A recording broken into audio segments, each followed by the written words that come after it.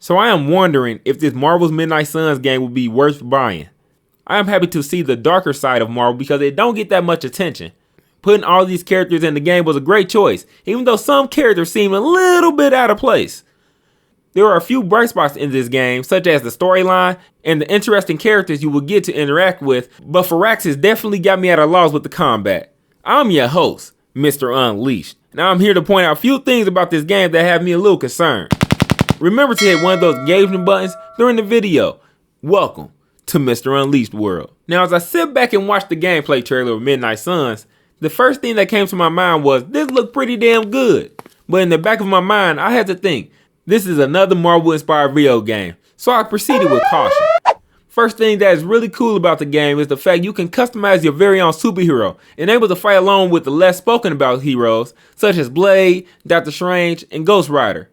But you also have Iron Man and Captain America, which kind of throws off the balance of the game. They just look out of place even in the game cover. Iron Man does look cool in his outfit, but he don't supposed to be there. Sub him out with people like Loki or Vision. Then you get into the combat. Now don't get me wrong, the combat finishers look like they are worth witnessing, like Ghost Rider finisher right here. You also get to do team up combo moves with other heroes on the battlefield. Then back at the Abbey where you get to chill with the team and build your relationship with the other heroes. Doing so unlock rewards as the camaraderie grows. The Abbey's supposed to have a lot of exploring areas as well that's supposed to present rewards in some way and add to the storyline as you progress through the game. Watching the trailer of this game, they explained the combat system for Midnight Suns. And as soon as they highlighted that cards will be in the game, I instantly dropped my head and had a new outlook of this game. Oh no! I mean, why does it have to be a card system? I know Marvel's Avengers scare people, but man, this game went a whole new direction.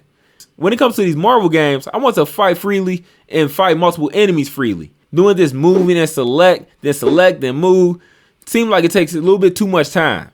On top of that, you have to find out the right duo of heroes to perform maximum attacks with. Choosing and picking where to move a character for an environment attack, then the card I want to use for attacking, it's too much.